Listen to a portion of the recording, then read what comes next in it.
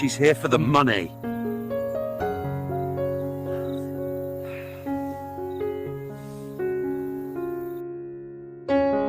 I will never forget the smell of the earth that morning. I was about to marry the man I loved. He was older, much older, 25 years between us. He was a farmer, a man of the land, though most people in town only called him that with half a smile. To them, he wasn't just a farmer. He was the farmer. The man who owned acres and acres of fields, the man whose quiet wealth was rumored in every corner of the county. The field stretched endlessly, golden and alive, as if the land itself was watching me take this step. The sun glowed over rows of corn, and the breeze carried the scent of hay, warm soil, and fresh-cut flowers. It should have been the happiest day of my life, and in some ways it was. But beneath the beauty, I could feel it, the judgment, the whispers, the eyes on me. But what they saw was not what I saw. To me, he was the man who still worked in his boots and worn shirts, the man who never cared for fancy suits, the man who had taught me that wealth meant nothing if you didn't have love to share it with. And yet, that morning, as I walked from the small farmhouse where I dressed into the open air of the ceremony, I could already hear it, the whispers. By the barn, one of his cousins leaned close to another woman and muttered just loud enough for me to catch. "She looks nervous. If I were marrying an old millionaire, be nervous too, probably counting the days until the will." They laughed. The sound stung sharper than pins. I kept walking, holding my bouquet tighter, willing myself not to show the tremor in my hands. The ceremony space was beautiful, rows of white chairs lined neatly on the grass, an arch wrapped in flowers from the garden, ribbons swaying in the wind. It should have felt magical. Instead, I felt as though every petal carried the weight of suspicion. And then came the first whisper behind me as I walked down the aisle, carried just far enough by the wind. When I met his mother's eyes, my soon-to-be mother-in-law, her lips pressed tight into a thin, cold line. She didn't speak, she didn't have to. Her silence was its own accusation. "She's just here for the money." After the ceremony, the reception took place under a white canopy near the fields. Tables were set with homemade food, pitchers of sweet tea and wine. It should have been warm and joyful, but the air was heavy. Every step I took felt like I was walking through a crowd of judges instead of family. My chest tightened. My vision blurred for a second, but then I saw him, my husband-to-be, waiting under the arch. He smiled, calm, steady, the kind of smile that anchored me when I thought I would drown. I told myself, he knows the truth. That's enough. I clung to his hand as the vows began, trying to block out the murmurs and the sharp stares. It didn't take long for the first barb to land. One of his cousins, already loose with drink, raised his glass and shouted loud enough for several tables to hear. As we made our way to greet the guests, I felt the eyes on me, scanning, measuring, mocking. "Well, cousin, I never thought I see the day. Guess you traded in your tractors for a bride half your age. Must be quite the investment." Laughter rippled around him, sharp and mean. My face burned. I wanted to disappear. I looked at my husband, hoping for him to say something. Instead, he squeezed my hand gently and stayed silent, calm as ever. He didn't take the bait, but to me the silence cut almost as deep as the words. Later, as I tried to steady myself at the buffet table, his eldest daughter approached. She didn't bother lowering her voice, her eyes bored into me, her tone icy. "You really think you start fooling anyone? We all know why you start here. This isn't Set's love, it's Set's convenience. Just be ready when it all comes crashing down." Her words hit harder than the cousin's laughter. My throat tightened, my lips parted, but no words came. She smirked at my silence, then turned and walked away, leaving me standing frozen, my plate trembling in my hands. Around us, conversations carried on, but I could feel the undercurrent. People weren't just eating, drinking, and celebrating. They were watching me, waiting for me to crack.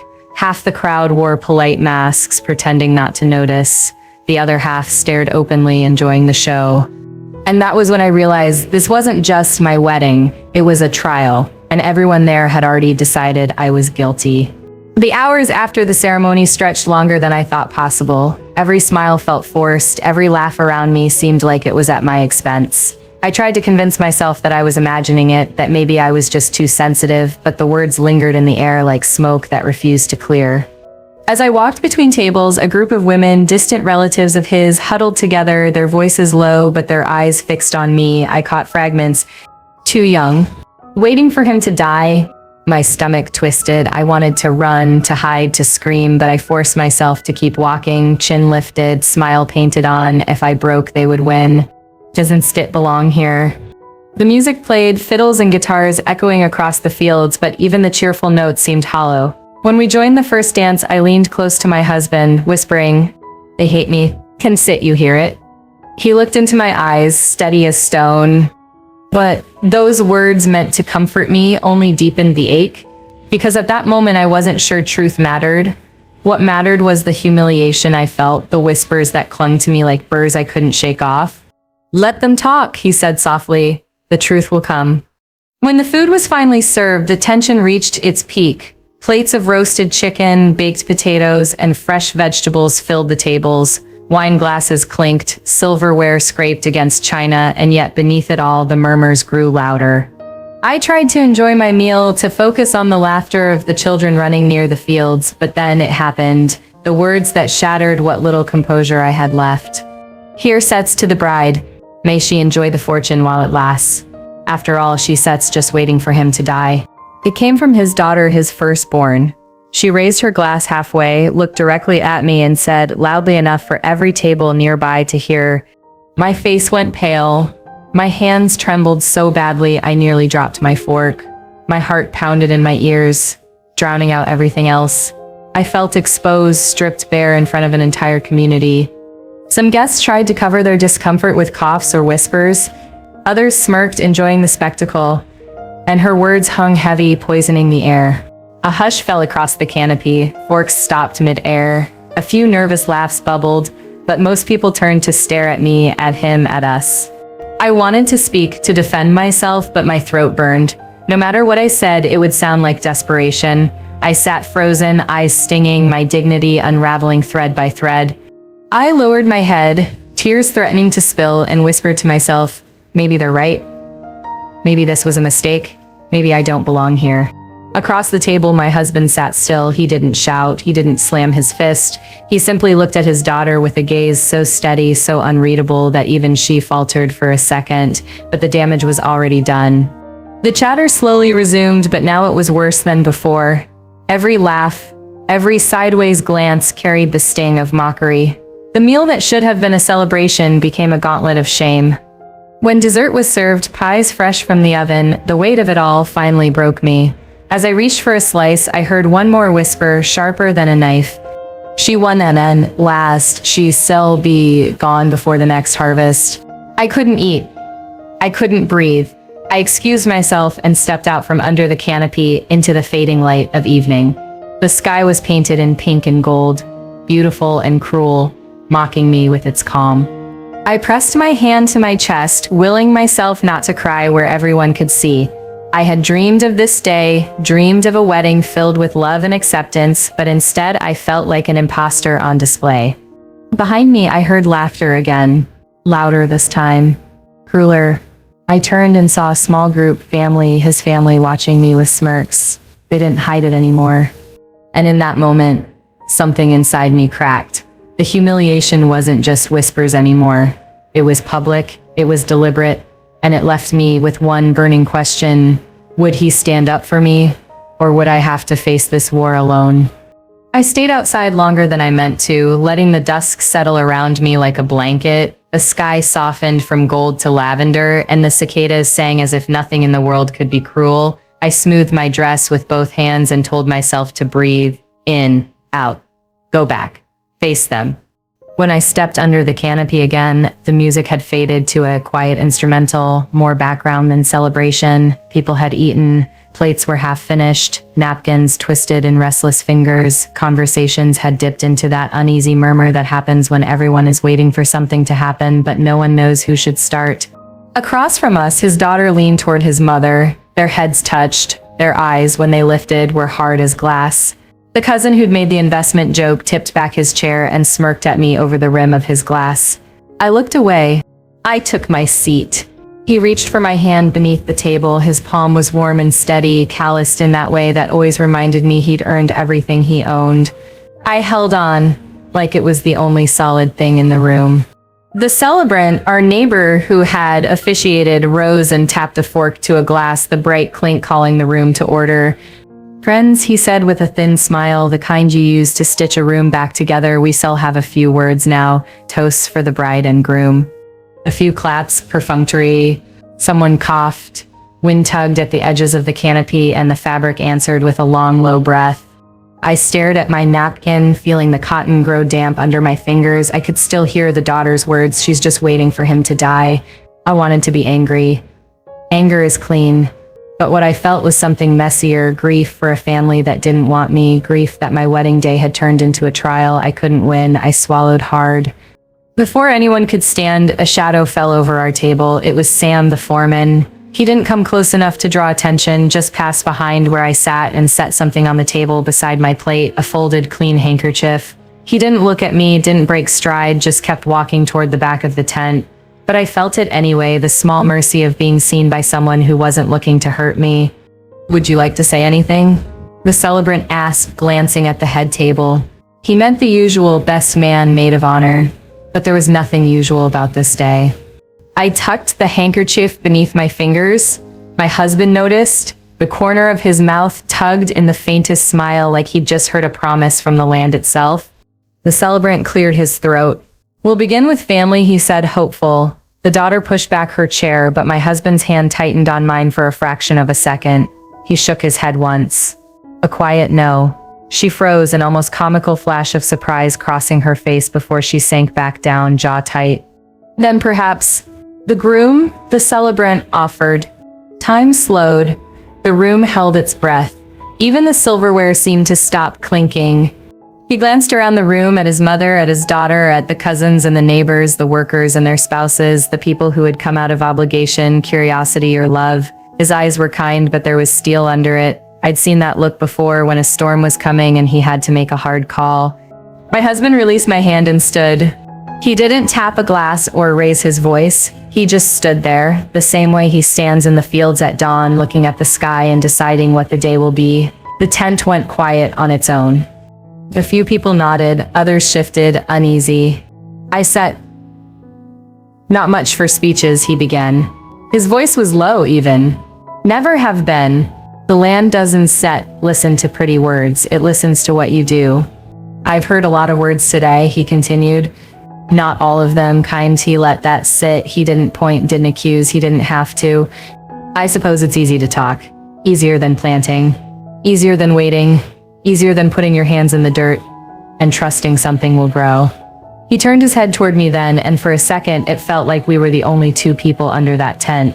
Easier than loving someone and choosing them in front of everybody, choosing them when it would be simpler not to. Heat stung my eyes.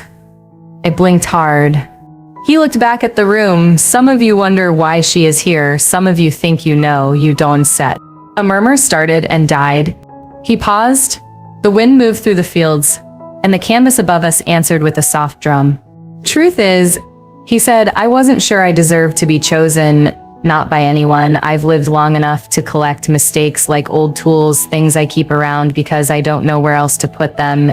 I didn't wake up one day and decide I needed a young wife to decorate a porch I never sit on." A small ripple of uneasy laughter. He didn't smile. "I woke up alone, and then I met someone who didn't want anything from me except a life we could build together." He tipped his chin toward the edges of the farm. "Last winter, some of you remember, the north pasture flooded. The creek came up overnight, the lower barn filled, and the calves were standing in water at daybreak. I was down with pneumonia. Stubborn as I am, I'd worked through the cough until it worked through me. I couldn't pick up a feed bucket without shaking." "She didn't run," he said. He didn't stand inside the door crying about her shoes. "She pulled on boots that weren't hers, took a tractor she'd never driven, and hauled dry bedding until her hands bled. She stood in icy water up to her knees to move calves to higher ground while I watched useless from the barn doorway, trying not to pass out." His voice caught just a flicker, the kind of crack only a wife would hear. "She saved what we would have lost because I was too proud to ask anyone for help. Then she drove me to the clinic and sat in the truck waiting while I argued with a doctor twice my size about going home." A few heads nodded. The winter flood was town knowledge. A few chuckles, real this time. People glanced at each other, picturing it. The tightness in the room loosened a notch. So, soft huh from the cousin who smirked. I watched his eyes narrow, recalculating. And when the bank called, he went on asking why the renewal wasn't signed because I'd missed the deadline, coughing my lungs out. She didn't panic. She took the folder off the kitchen table, read every page, and found the clause that would have cost us an extra $5,000 in fees. She called the manager by his first name and reminded him we'd been customers longer than he'd had that desk, and we didn't pay it. She did that. My husband said simply, she learned the land, learned the books, learned me. Not because there was money in it for her, because love keeps the lights on when pride is too busy to find the switch. Silence, a full listening silence. In that quiet, something shifted toward me that I hadn't felt all day, attention without malice. He looked down the table toward his mother. I know what you worry about, he said gently. Legacy, the farm, where it goes when I am gone. He took a breath. I worry about it too, but not the way you think. I won't sort out paperwork at dinner, he said, cutting cleanly through the expectation. A faint ripple of nervous laughter. I will say this, she signed the prenuptial agreement I put on the table before she even read it through. He turned back to the crowd. Some of you won't like hearing that. You wanted a villain. I won't give you one. His daughter folded her arms. The old defiance sat on her face like a mask, but behind it I saw something else now, alarm. She was bracing for the blow she thought was coming, the one where he announced he'd given everything to me. I felt the whole room set itself for the impact. He didn't deliver it. Not yet. And when I tried to put her name on the house last month, he added, she said no. She said, Email, let me earn our place here first. Let the town see me work. It's a chit. He lifted one shoulder. So I waited and I watched. The truth will come, she told me. I think it's Sachir is arriving. I stared at my husband, throat thick. He hadn't told anyone we had a prenup. He hadn't needed to. He had trusted me with the truth of us. Now he was trusting the room.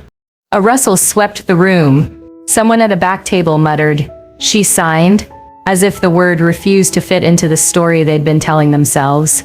My mother raised me to believe that a man's worth isn't measured by what he keeps, but by what he gives. She taught me to respect anyone who shows up at 5 in the morning and stays until the work is done. He nodded towards Sam at the back. That's why we keep people as long as we do. We don't ask for pedigrees, we ask for hands. I swallowed hard. The tent blurred for a second and I blinked, the tears clear. Across the tables, faces softened as if the edges had been sanded down. Not everyone, not all at once, but enough. Even his daughter's mouth parted, just slightly, like she'd lost a word she thought she owned. He let the quiet hang. Then he set his hand on the table and leaned gently into his next words. He drew a slow breath. I know most of you and most of you know me. I'm not here to convince anyone who's already made up their mind. I'm here to make a promise where it can be heard. He turned to me again, eyes bright, voice low but clear. I promise you today that I would choose you out loud even when it costs me comfort. So here it is. I choose you. He straightened and looked back out over the room. I also promised the people on this land that I would do right by them. Both can be true. Both are true. The words slipped into me like warmth after cold. My fingers found that handkerchief and held on. My husband reached into his jacket and brought out an envelope. Not thick. Not flashy, just a plain cream envelope with a name written across the front in his tidy, old-fashioned hand. He didn't open it. He rested it on the linen, fingertips on its edge like he was grounding a seed in the soil. I said I wouldn't do paperwork at dinner, he said, a ghost of a smile crossing his face. And I won set, but I will tell you a story about this envelope.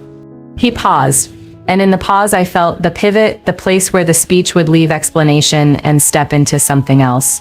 The cousin sat forward, the daughter's eyes sharpened. Even the mother-in-law tilted her head, listening for the line that would tell her whether she'd lost a war she thought she'd already won.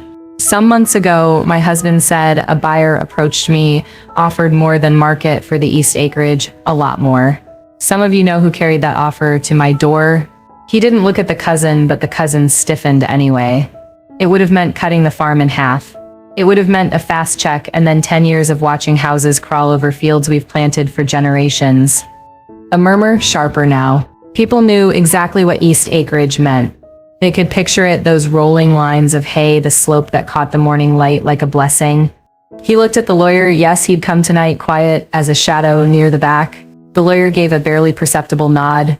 I was tired, he continued. I was sick, and I almost said yes. Then she walked into the kitchen, saw the papers on the table, and said, no.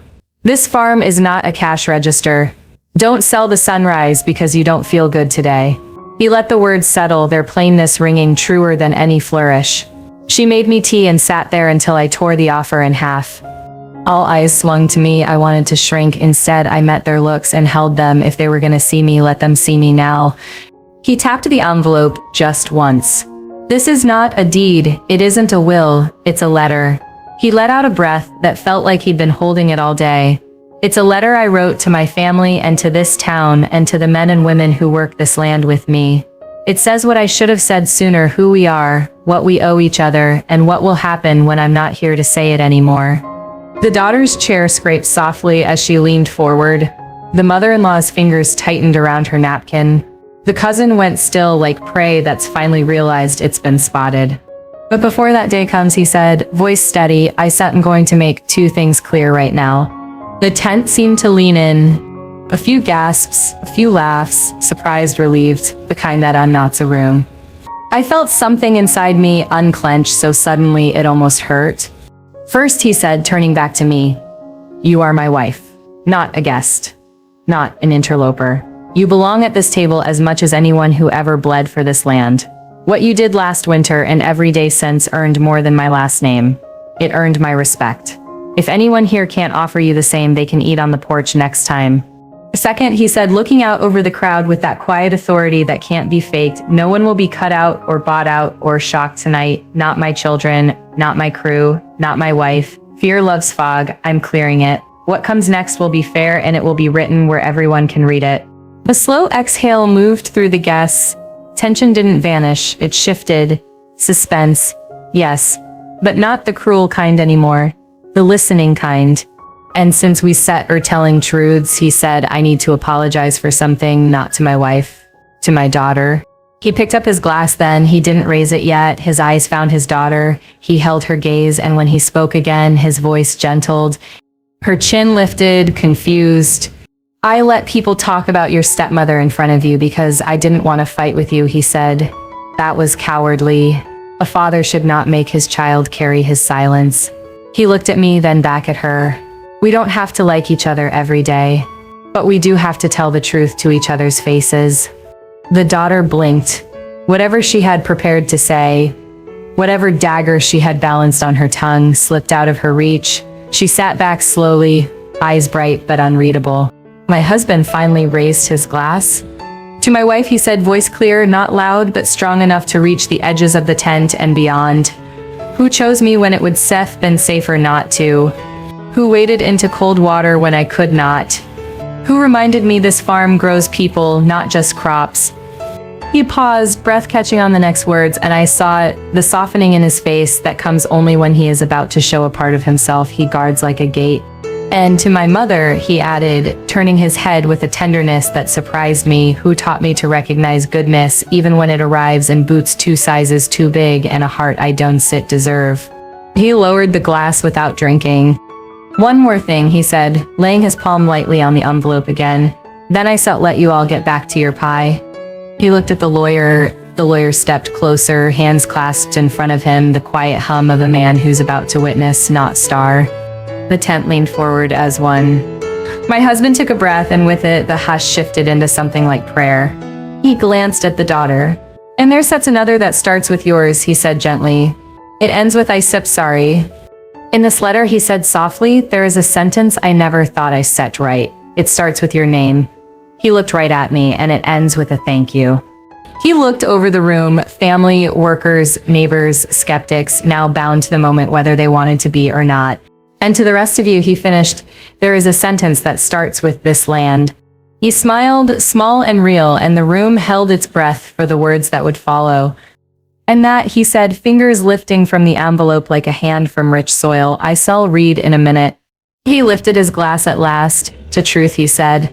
I raised mine, hand trembling for a different reason now. The taste of the wine surprised me, bright, clean. When I set the glass down, I realized the tent sounded different. Not like a courtroom anymore. Like a place where something could grow. Glasses rose. Not all of them. Enough. He didn't rush. He stood there with the envelope under his hand like a man who knows the field only gives if you meet it at its pace. Then he slid the flap open and unfolded a single page. Not many words. The paper looked handled, a little softened at the creases, as if he'd carried it in his pocket a few days to be sure the sentences were settled where he wanted them. And he still hadn't yet opened the envelope. He didn't look up when he began. He read like he was talking to each person in turn. To my family, my neighbors, and the people who work this land, he said, we are gathered under a tent, but we might as well be under the sky that sits held us our whole lives. I want to say 3 things while you can hear them. He lifted his eyes for the first time. The room didn't move. Across the tent, the cousins smirked, thin to nothing.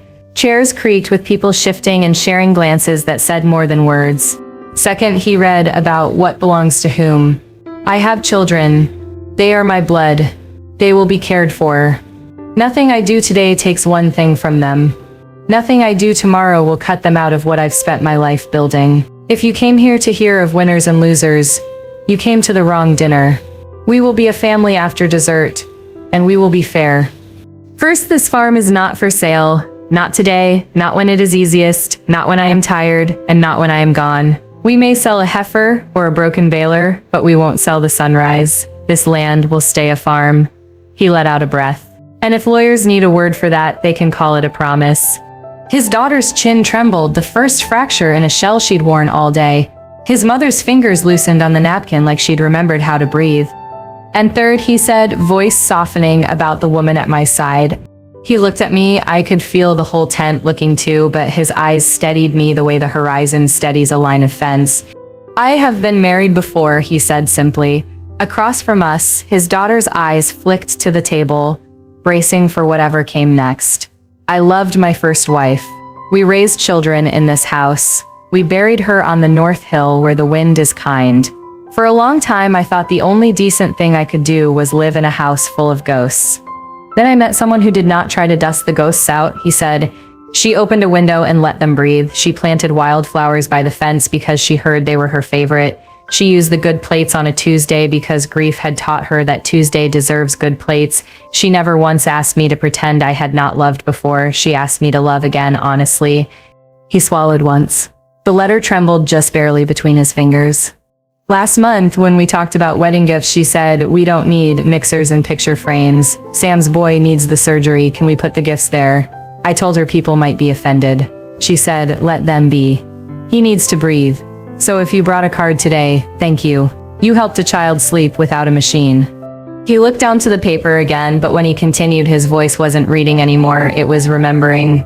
A sound moved through the room, a soft, surprised hush like fabric falling.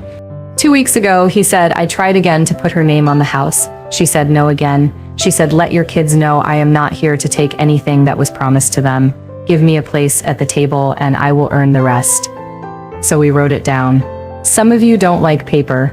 I don't either, but I like clarity. And if you need to know, she asked me to write it. He kept going, gentle as a hand on a spooked horse. Sam at the back went very still. His hand rose to his mouth and fell again, empty. Someone at a table near the aisle whispered, oh, and then covered their face. A ripple of shock. The word ass seemed to hang there with its own light. And today, he said, before the ceremony, she walked with me to the North Hill. She put fresh flowers there, she touched the stone and said, Dax, thank you for letting me love him after you. T.S. it. If you want to know who she is, start there. I couldn't stop the tear that slipped. I didn't try to. He let the page lower. The tent was so quiet we could hear the crickets outside counting the evening. He looked at his daughter. There's a line in here for you, he said, tapping the paper once. You don't need me to read it out loud if you'd rather hear it from me alone. But I'll tell you this part now. I should have said her name more in this house. I will say it more. And I should have told you long before today that I don't need you to test every woman on my behalf. I need you to be my daughter. Her eyes filled. She blinked hard and nodded once like she'd been handed a weight she could finally put down. He straightened, not taller exactly, but cleared of something. His mother pressed her lips together, fighting something. Then she gave a small, stiff nod. Her hand moved under the table. I felt the brush of it against mine. Light, like someone testing the temperature of water, and then a squeeze that said more than any apology she could manage in front of a crowd. "There's sets a line for my mother too," he said, turning to her with a small, boyish tenderness that undid me. "You were right to be careful. You were wrong to be cruel. I love you. I need you to trust me. This is the last time I will ask in a room like this." He held the letter again, but he didn't read it now. He spoke from the plain center of himself. He looked toward the workers' tables. "We're putting aside a share of the harvest each year for the people who put their backs into it. Not charity, share. If the farm does well, we do well together. If it hurts, we hurt together. That's how we've acted for years without writing it down. Now we'll say it out loud." I said I wouldn't set do paperwork at dinner, and I won set, he said. "But I will tell you what we set are going to do. That set is bigger than paper." The farmhands looked at each other like men who'd been carrying something too heavy realized they could set it down for a second. A low clatter of glasses rose humble and earnest. He turned toward the older neighbors. "We're starting a scholarship. 2 students a year from this county. 1 for agriculture, 1 for nursing, because fields need hands and people need care. It will carry the name of the woman I first built a life with." He glanced at his daughter. "I hope you'll help me choose the first 2. A strangled little laugh escaped her, half sob, half yes. "And we stir protecting the east acreage," he said, "not with speeches, with fence posts and a promise. It will stay grass and birds and hay. When my time is done, you shall still wake up and see a field instead of a roofline." That did it. The sound that came back wasn't applause yet. It was a room softening, 100 small defenses lowering at once. He folded the letter, slid it back in its envelope, and tucked it into his jacket. Then he picked up his glass again and lifted it only a few inches. "I'm not asking anyone to change their mind tonight," he said. "I'm asking you to watch. Watch how she shows up at 5. Watch how we grow this place the way we plant anything, steady, patient, with our hands in the dirt." He glanced at me. "If you need a villain, tell a different story. This one's already full." He raised his glass higher. "To my wife," he said, "to my family, to this land that keeps teaching us how to be decent, and to the truth which took its time but got here before the pie got cold." This time the glasses rose like wheat in a breeze. Not all at once, not perfectly, but together. I heard the first sniffles at the workers' table, then the sound moved like a small rain, quiet everywhere. He sat. The chair creaked. He reached for my hand under the table and found it damp with tears. He didn't wipe them, he held them. "Breathe," he whispered. I said, and realized it was true. People didn't swarm us. They approached in gentle 2s and 3s, eyes on us instead of over our shoulders. A woman I'd seen at the feed store touched my elbow and said, "I said a thing last week I wish I hadn't. I didn't know about the boy. I didn't know about the flood." "I'm sorry." I nodded, unable to find a sentence that didn't break. She squeezed my arm and left me without demanding I make her feel better for being unkind. That, almost more than the apology, made me want to cry again. Sam came forward then, hat in both hands, eyes bright. He didn't speak at first. He set the hat on the table, gripped the edge, and bowed his head like a man at church who can't stand up all the way under what he's feeling. "Guess so," my husband said mildly and turned his shoulder just enough that the conversation ended on its own. The cousin drifted near, ruddy face deflated. He tried on a grin and couldn't make it stick.